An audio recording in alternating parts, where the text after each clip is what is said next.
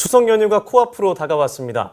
송편이며 맛있는 음식들을 잔뜩 먹게 되는 명절에는 체중 관리에도 비상이 걸리는데요. 네, 오늘 닥터헬스에서는 다이어트의 적이죠. 추석 칼로리 폭탄을 방어하는 방법에 대해서 알아보겠습니다. 세란병원 민혜연 가정의학과 전문의와 함께합니다. 안녕하세요. 안녕하세요. 네, 명절 후에 특히 평소보다 살이 더 찌는 것 같은 느낌이 드는데 음식이 기름져서 그럴까요? 왜 그런 걸까요? 네, 아무래도 가장 중요한 원인은 명절 음식이겠죠. 네. 우리가 명절에는 집에 기름 냄새가 나야 한다라고 하는 어르신들 말씀처럼 우리나라 명절 음식들은 유난히 기름진 음식들이 많고요. 또 튀김이나 전류가 많기 때문에 조금만 먹어도 칼로리 가다가 되기 쉽습니다. 또 연휴 기간 내내 가족들과 집에서 쉬면서 시간을 보내시다 보니 평소보다 더 많이 드시게 되는 경우도 많고요. 장기간 운전을 하거나 집을 떠나 친척집으로 가시는 분들은 특히나 충분한 양의 운동을 하기가 어려워서 체중이 증가하기 쉬운 상황입니다. 네. 그런데 추석 음식은요, 다이어트의 적이라고 하잖아요. 칼로리가 그렇고 높아서이기도 할 텐데요. 또 다른 이유가 있을까요?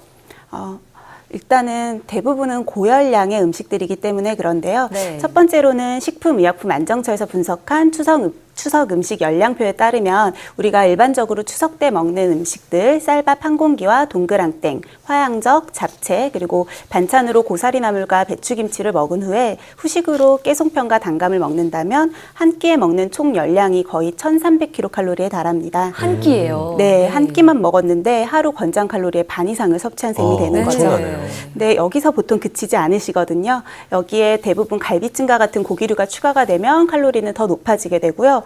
거기다 각종 술까지 곁들이신다면 술 자체의 칼로리도 증가할 뿐만 아니고 술로 인해서 식사량도 더 많아지기 때문에 네. 한 끼에 2,000kcal를 넘기는 경우도 많습니다. 거의 그냥 하루의 절반 이상을 차지하게 되는 칼로리 수치네요. 네, 그럼 그중에서도 가장 위협이 되는 음식들을 알아보겠습니다. 5위부터 알아보겠습니다. 네, 5위에서 3위까지 나왔는데요. 네. 네. 교수님 보니까 곶감도 있고요. 곶감은 과일이기는 하지만 네. 말려서 수분이 날아갔기 때문에 당분이 굉장히 높고요. 네. 식혜 역시도 음료이기는 하지만 엿기름으로 만들기 때문에 당분이 굉장히 많이 포함되어 있는 음식 중에 하나입니다. 네. 또 전이나 동그랑땡은 대표적으로 기름기가 많고 지지거나 볶아서 만들기 때문에 네. 고열량 음식일 수밖에 없죠. 네, 그럼 2위를 한번 알아보겠습니다. 2위는 어떤 게 차지했을까요? 잡채네요. 잡채네요. 네, 아. 아무래도 모든 재료들을 다 볶거나 지져서 만들게 되거든요. 네. 그렇기 네. 때문에 반찬치고 굉장히 칼로리가 높습니다. 네, 그러면 대망의 1위는 무엇인가요? 바로 송편이 차지했습니다. 송편이군요. 대표적인 추석 음식이죠. 네. 그런데 한 개에 40kcal 정도 되거든요. 네. 그래서 생각 없이 몇 개만 집어 먹어도 밥 한 공기에 육박할 수 있습니다. 그래서 저희가 명절을 세고 나면 위가 좀 늘어난 것 같다 이런 생각을 들게 하는가 봅니다. 그런데 정말로 명절에 많이 먹으면 위가 늘어나나요? 우리가 이전에 먹던 만큼 똑같이 먹어도 쉽게 배가 차지 않고 또 배가 자주 꺼질 때 위가 늘어났다라고 표현을 하는데요. 네. 사실 위는 플라스틱 통처럼 딱딱하지 않고 고무풍선같이 탄력이 있기 때문에 실제 위의 용적이 늘어났다라고 보기는 어렵습니다. 네. 대신에 포만감을 느끼게 하는 호르몬 체계가 흔들려서일 가능성이 더 큰데요.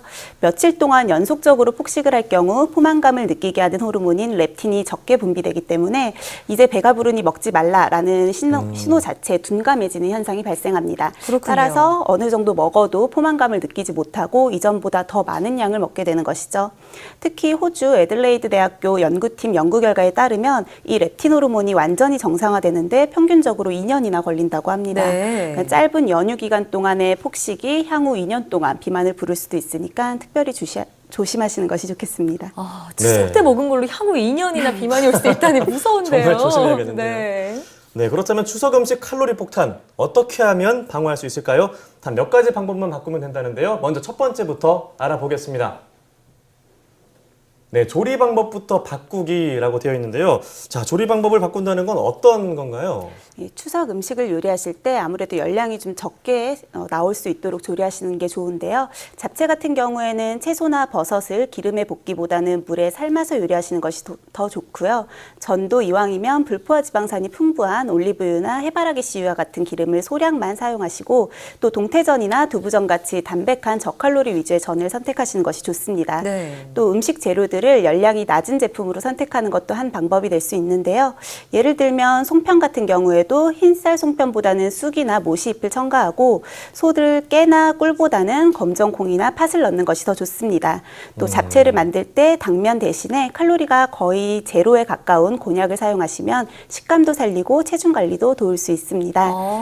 마지막으로 곶감은 말리는 과정에서 수분이 날아가면서 당분이 농축이 되거든요. 그래서 곶감보다는 단감을 그대로 드시는 것이 당분을 덜 섭취할 수 있는 방법입니다. 네, 곤약 잡채 말씀해 주셨는데 곤약이 0kcal로 알고 있거든요. 저도 꼭 이번 추석 때는 네. 한번 만들어 먹어봐야겠습니다. 자, 그럼 추석 음식 칼로리 폭탄 막는 법 두 번째 살펴보시죠. 작은 그릇으로 바꾸기. 네, 그릇을 바꾸라는 거는 어떤 의미인가요? 우리가 흔히 음식의 양을 얘기할 때 한 그릇, 두 그릇 이런 식으로 그릇으로 그 양을 가늠하는 경우가 많거든요. 네. 네. 그렇기 때문에 아무래도 큰 그릇으로 드시거나 아니면 뭐 냄비채로, 뚝배기채로 드실 경우에는 좀 더 자기도 모르게 무의식 중에 많은 양의 음식을 섭취하실 수 있습니다. 따라서 개인 그릇을 준비를 해서 본인이 먹을 만큼만 덜어서 먹으면 식사 열량을 효과적으로 제한하실 수가 있는데요. 또 다른 음식들도 조금씩 맛보는 정도로만 해서 여러 가지 음식들을 소량씩만 드시게 되면 네. 아무래도 덜 억제하는 느낌이 들어서 좀 더 쉽고 효율적으로 체중 관리를 하실 수 있습니다. 네, 자, 그러면 이렇게 저희가 마음 놓고 좀 다이어트를 하면서 이제 추석을 맞이를 해야 할 텐데요. 마지막으로 명절을 새로 떠나는 분들을 위해서 과식 방지를 위한 조언 한마디 해주신다면요. 우리가 체중이 증가하는 데는 굉장히 짧은 시간이면 충분하지만 네. 이 체중을 돌리는 데는 굉장히 많은 노력과 또 많은 시간이 필요합니다.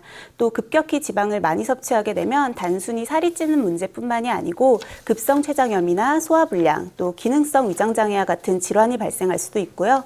이후로도 체중 감량이 적절히 이루어지지 않는다면 지방간이나 고지혈증, 또 당뇨와 같은 대사성 질환은 물론이고 관절염이나 면역력 저하 등의 여러 건강 관련 문제들이 발생할 수 있습니다.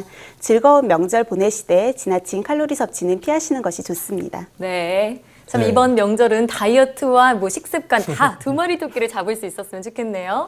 네, 지금까지 세람병원 민혜연 가정의학과 전문의였습니다. 오늘 말씀 고맙습니다. 고맙습니다.